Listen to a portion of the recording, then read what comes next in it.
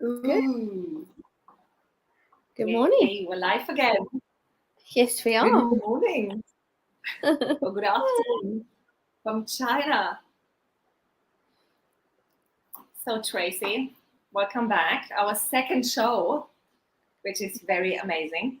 Yes, And let's, I'm so thrilled because the first show had such a good feedback.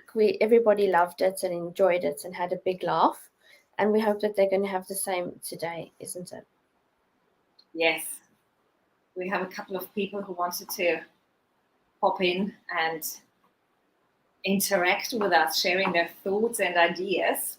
And before we do that, let's introduce ourselves. And I start so that you can then, when you introduce yourself, give us the topic we're discussing today. Yes, I can't wait. Yeah, neither can I. So my name is Thellman from Thellman Consulting, and I'm here in China, and I have women and men to get their orgasm back. And I do that by using many different approaches, mainly mindset approaches for you, so that you stop anxiety and shame and that self-sabotaging mindset of yours. To you, Tracy. Yes, well, my name, as you can see on the screen, is Tracy Kimberg. I'm a relationship expert, and I help couples navigate through those hiccups and speed bumps that we all have in relationships so that they can avoid splitting up or getting a divorce and rather work toward having a relationship that lasts, that's fulfilling, and that they actually enjoy. So that's what I do. And today it's my turn to have the honor of choosing the topic for the discussion. And I'll Yeah, tell you what it is. Are you excited? I chose the topic, I am. the power of actions and how your behavior in a relationship affects intimacy. Oh, that's a long one. Please repeat. I need to write it down, otherwise I forget. So basically, the topic is the power of actions. The power of actions. Yes. Okay. And how the power of action impact and your behavior. So your actions and behavior affects your relationship and the intimacy. Mm. What is the connection there with actions? Well, the thing is, the first thing that pops into my head is when we hear actions, we believe, or it gives us the impression that you do something. But an action is also when you don't do anything. So that's also an action. Exactly. Yeah. And Yes. sometimes, particularly in relationship, isn't it? When we don't do anything, we slide into that pattern of losing grip of what's important. And Definitely. yeah, we start losing the intimacy with that, the sexual intimacy, and with that, then maybe Yeah. eventually the relationship. Yes. I think that's so true. And I think when you're in a relationship, it's it's about focusing on very much on your own actions. Mm. For me, and that's where you should start, because I think a lot of people, when they're in a relationship and they hit a bit of a speed bump or something, they get very focused on their partner's actions. And I think it's far more important to actually be focused on your actions, how you showing up, what are you doing or not doing in the relationship, and how that is having a knock-on effect into the intimacy side of things. Because let's be honest, it does affect your intimacy if you're not doing what you should be doing, or you're not receiving what you're wanting to receive via the actions of your partner. Your intimacy gets affected. Yeah, I love just what you said when you said about your focus on your partner's action. And my experience is, and I don't know what your experience is, but for my clients and also myself, I experience that when I'm at a point where I'm already frustrated and don't know what to do, how to do it, or might not even be aware of that there is something that's bothering me. That's when I go and pick on my partner's behavior.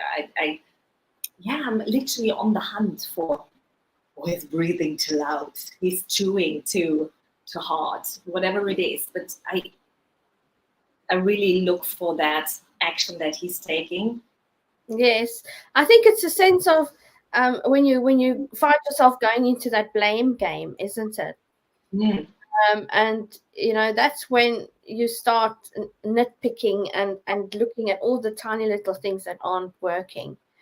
But when you look at your past relationships, Anna, how you showed up in past relationships and how your actions or your partner's actions affected how that relationship eventually fell apart. For you as a person, if you can think of one specific relationship or maybe more, can you now look back and definitely see where that started happening and how you'd maybe do things differently now? Mm. Well, I can give you one very specific one when he did something where I then said this action isn't okay. And in hindsight is a thing, the funny thing. So the situation was that he was beating me up, and that behavior I overlooked. I was scared. I didn't know it at the time, but when it happened for me, it was like hiding myself. I didn't want to admit that this is happening to me, that I think somewhere deep down that I didn't want to know the world or let the world know that I am this weak person that can't defend herself against this man, and I'm not strong enough to walk away because I'm too scared. So that was something where he, in particular, that behavior, that action, destroyed our relationship. And when it comes to my behavior, I have to say that when I was young, I was a drama queen, or like a soap opera. So I was I was really emotional, and my feelings, I thought I can't control them, so they just come over me, and now I have to deal with all of these emotions, and you poor guy have to somehow, don't know how you do it, but you need to deal with it. Yes. And now, and in your current relationship, how are you aware of your actions? I think I calmed down. That's the first thing. Mm-hmm. So I became more aware of my actions, which took, of course, a couple of years when you literally can face yourself and, okay, it's me who's creating this drama. It's no one else. I'm just reacting maybe to an action, but it's still my responsibility how I react to that. And so nowadays, it's the little drama queen still comes through every now and again, but she also says very quickly goodbye, because it's like a habit that you quickly fall back and no, let's go back to calm instead of drama. Yeah.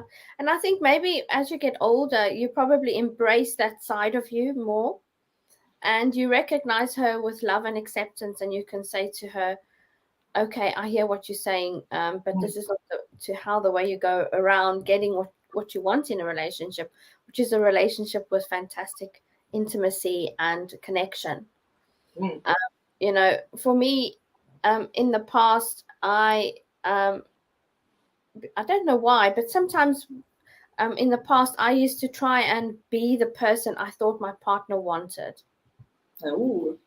And trying to always people please and be that person that you should show up, which in a way will never work in any relationship, because you're not showing up as your authentic self, and you constantly and it comes from growing up in a dysfunctional kind of family when I was younger, always reading people's moods, always trying to see who's in a bad mood, how must I behave today. So I brought that into my relationships. But I think now, as also, thank goodness for, because of the job I do, I've learned a lot of skills and interesting things that help me now recognize when I'm doing that, and I call myself out and say, hang on, no, you don't have to do that anymore. Just be your authentic self. But let's talk about how these things have a knock-on effect to the intimacy, and how certain behaviors can actually improve your intimacy as a couple. And what are those behaviors?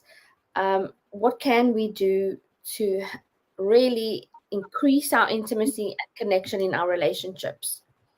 What do you say, Anna? I have met once, and he told me that it was the next day. He told me the day before, when he was on his way home, he stopped at the field and he picked some flowers. Oh, sorry, Anna, I can't hear you. You are we've lost you a second there. Just hang on. Let's see if you bounce back. Okay. Well, Anna's, it's just a little bit fuzzy, but we'll give it some time. I'll give you. Okay, now you're back. You can talk. Okay. Yes. Okay. So starting again. So a story. One of my previous managers, he came. He talked to me. Told me the story that the day before, he was on his way home and he passed a field, and he stopped to pick a couple of flowers for his wife that he was married to for over 30 years. And I thought, that is so, so beautiful. This little act of thinking about it, stopping the car, getting out, just picking a handful of flowers, doesn't cost any money. And then go home and give it to your partner with all this appreciation and love, and letting them know, thought of you, and I'm so glad you're here. Take this as my token of appreciation. I hope that was beautiful. Very beautiful. Very beautiful. You know, I think it's a relationship as the whole dynamic of relationships and working towards this great intimacy, which is what we all want. There's a lot of responsibility that comes with that for you as a person, you as a couple. And I think knowledge is key. It's to understand and to know how your partner ticks, and what your partner needs from you to feel loved, adored, admired, respected.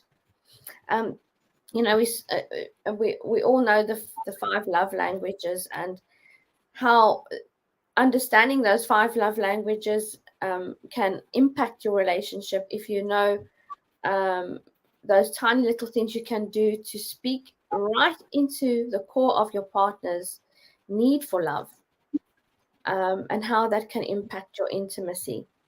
You know, I know what I like. My partner knows what I like. I know what he likes, and he knows what he likes. And about communicating that to one another. And you know, I think, I don't know how sometimes when I help couples, they always say that, you know, when it comes to intimacy, it's like in some relationships, the partner will initiate intimacy for the first time that day when you get into bed. And that doesn't work, does it? Intimacy starts as soon as you've had your last orgasm or your last intimacy. Your next intimacy starts. It's how you work towards that intimacy. What I would like to say here is that there are so many different types of intimacy. So to just call sexual intimacy, we forget about emotional intimacy, we forget about the intellectual intimacy, the social and spiritual intimacy. So we should know that there are 5 different types of intimacy, and sexual intimacy is just one type. That's me. Can you still hear me? Because you seem frozen again. No, I can hear you. Let's just carry on, because I think it's intermittent, but hopefully it will. The people that are watching can see it live. Yeah.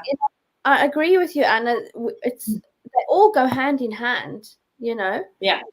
And it's a bit like having a balance of all aspects of intimacy, because there won't be any great, if you want to focus on sexual intimacy on the one side, it won't be great if you don't have the emotional intimacy, the intellectual intimacy, and all the other intimacies in place. So this is why when you want to have a great intimate relationship, it's about having that constant connection and making sure that you are connecting in all those levels.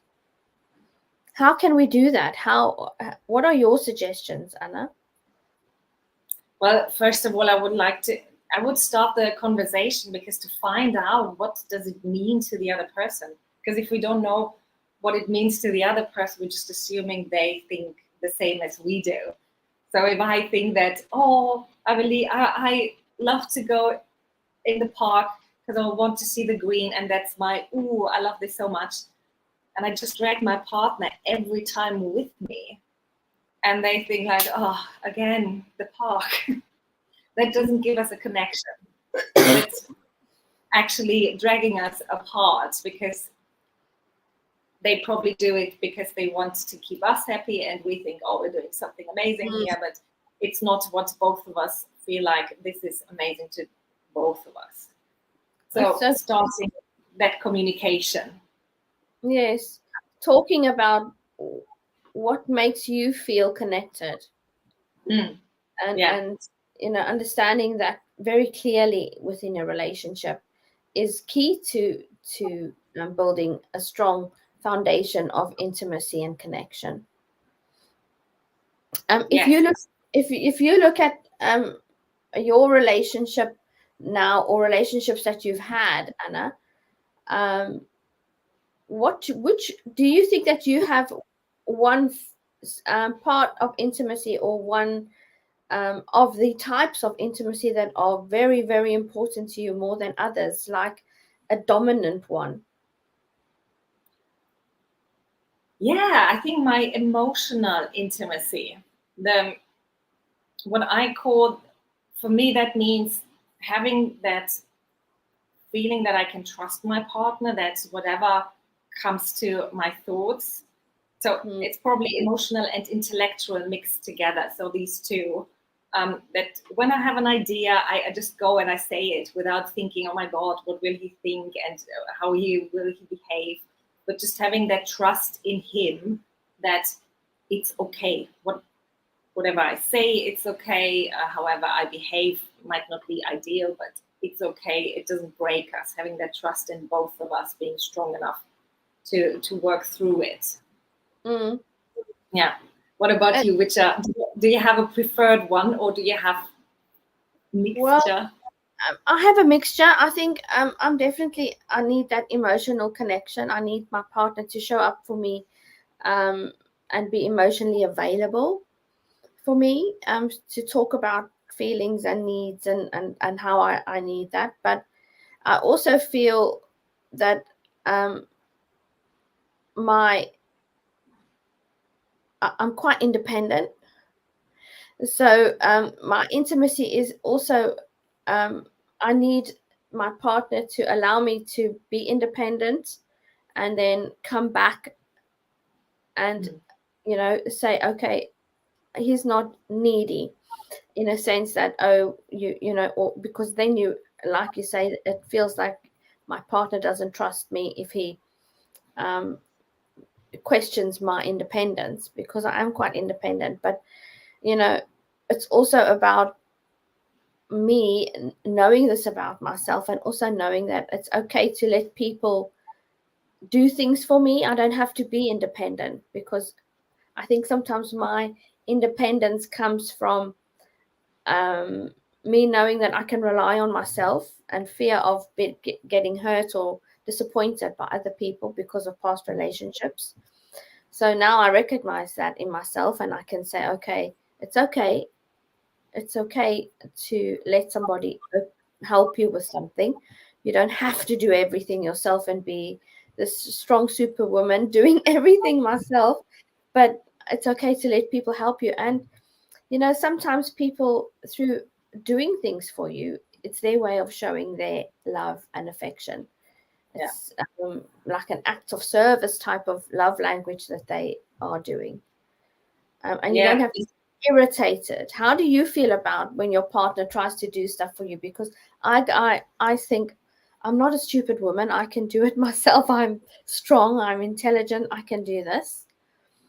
And I take... for me, for me, it's more like, oh, you want to do something? I don't need to do it. Perfect, do it. That's very good. I should learn from that. Well, I'm starting to learn. I think I'm as I'm getting older, I'm just learning to say it's okay. You carry on. And also now started to, because we have these work from home, so I do most of the housework. He's going to work, so he has to drive us everything. So he's person, how he calls them, the men, to do here around the house. And the other day, something, I don't remember exactly what happened. Something in the kitchen wasn't working, and I said to him, "Yeah, this needs repairing." And he said, "I said, of course I can, but you're the man, and it's a man thing to do." He did, because he said, "Okay." That was his argument before, when he said, "Well, laundry is your thing to do." And so I said, "Here you go, your argument. Yeah, let's do it." Exactly. I think there's definitely a shift come in the female role and male role in relationships, and what are female actions, what are male actions. And if you look at the power of actions and how your behavior, like we say, the topic that we are discussing today, how your behavior in relationships impacts your intimacy. I think there's a lot of change that's happened over the years in how our role in a relationship is. And once, like you said earlier, it's about communicating those roles and which actions are the job for the guy. I'm very proud to admit that I cut the lawn at our house, and I actually quite enjoy it. So it's not a boy job; it's just a job that needs doing, and I do it and I enjoy it. But my partner, he makes sure that the cars get a wash and so on. But the dishwasher has become his job, because he is very, very pedantic about how he packs the dishwasher. So in the beginning, when we started dating, we've been together for 5 years, I would pack the dishwasher and he would come and repack the dishwasher, and I would get very offended. I would get really annoyed, and I would think, what the hell? Why is it not good enough the way I pack the dishwasher? But now I've learned to actually sit back and say, okay, you just pack the dishwasher. And it makes him happy to see all the teaspoons facing like the right way, like this. Then he must do it like that. I'm not going to let myself get annoyed and make a big thing. We've got an answer from Georgia, a comment here from Georgia that I'm just going to read out, Anna. She says, I think it depends.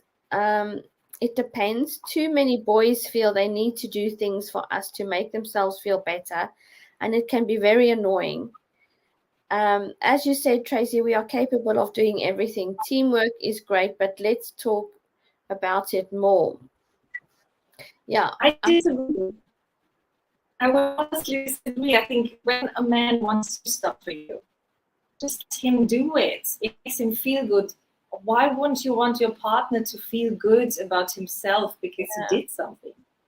Yes. But, I agree. It doesn't, what does it really matter? Does it matter? I think it's a lot about maybe when we feel this need to say no, I'll do it myself. It also comes from a lot of stubbornness and insecurity and fear of being seen as weak.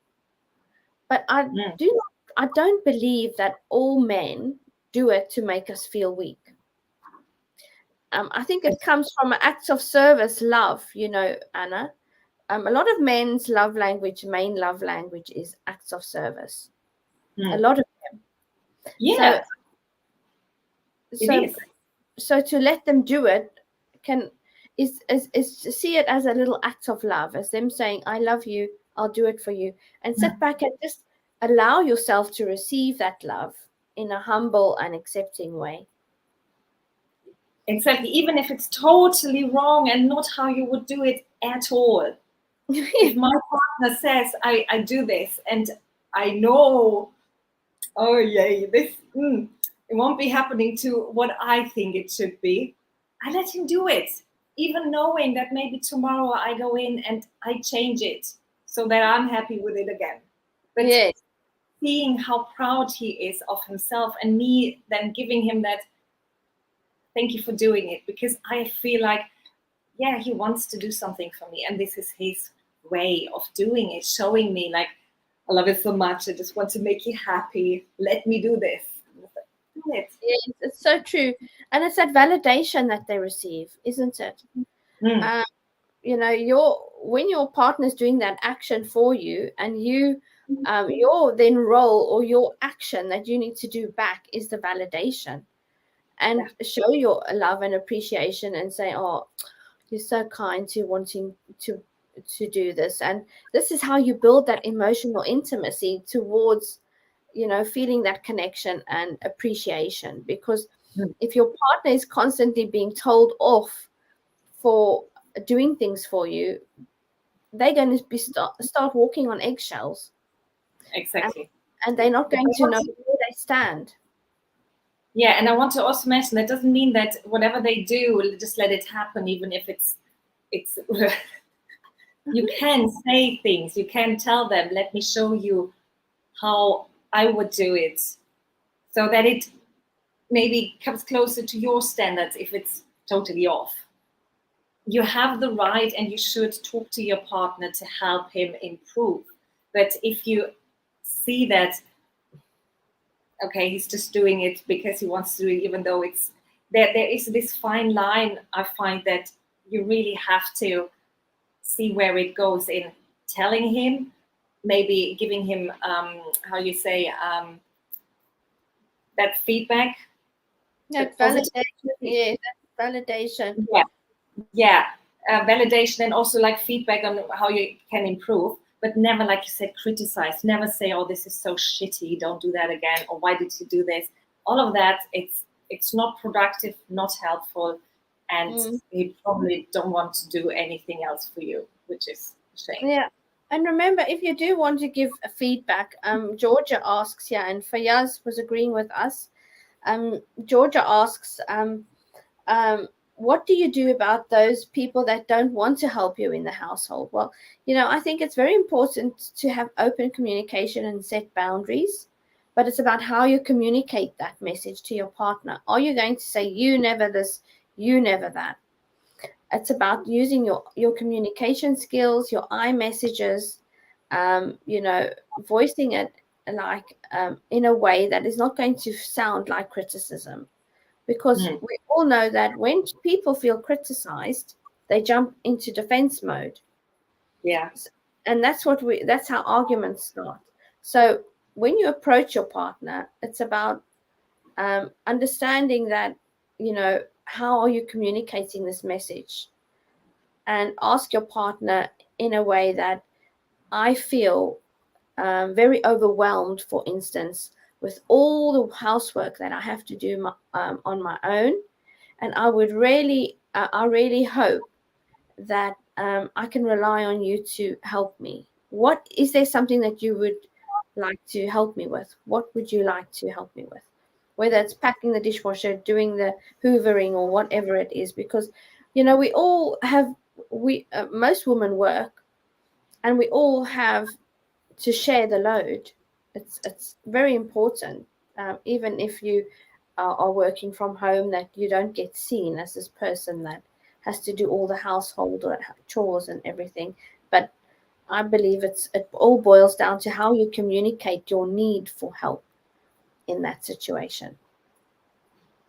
And I just wanted to say to the first part of, what about those that don't do anything for you? So if you have a partner that doesn't do anything, maybe ask them. Maybe they think they do stuff and you might not be aware because you don't know maybe the little things, the little clues. So that could happen that they do stuff and you just don't realize that this is actually an act of love. Exactly. Because it's so subtle that it's not obvious to your eye, or maybe you expect a big gesture and they are not that kind of person to do big gestures. So maybe that happens. But if they say they don't do anything anyway, never for you, then you might want to rethink the relationship. I think a good starting point, if you're in a long-term relationship and you've been together for ages, I think a good starting point is to actually do the 5 love language quiz and see what is your partner doing that you are actually missing. It's completely going, blindsiding you, and you're not even noticing it, because it's the little things, like you said, Anna, and by being very sure about what your partner needs from you to feel loved, that's when you notice their gestures. And I mean, it's about educating yourself and wanting to learn about each other, and not trying to mold your partner into what you are, and allowing your partner to be an individual, but also having that curiosity and that need to understand how they work, so that they can feel that you are curious about what makes them tick. How do they feel connected? What actions are important to them? But also to explain to them, by describing yourself and your needs, what exactly is going to help you feel that intimate connection. Georgia says, in my house, it is teamwork, and now we know which one we do, so it's easy, but it takes time and talk. Yes, it's very important, Georgia, that we always communicate, and that's the key to a successful relationship. Okay, and with that, I would say let's close it. Yes. Already morning, and we don't want to keep people away from. No. Do you want to say one last thing, Anna, with when it comes to actions and intimacy? Start with the talking. First talk, communicate, find out, and then go into additional actions. But start with the talking. Yes, definitely. And I would add is, don't forget to look at yourself and ask yourself those questions as well. Not only ask your partner, but talk to yourself and do a bit of self-reflection and ask yourself, how are you showing up? What are you doing that might be pushing your partner away, and what you can do differently? But thanks everybody for listening, and we'll see you next month when Anna will announce the topic. I'm very much looking forward to that.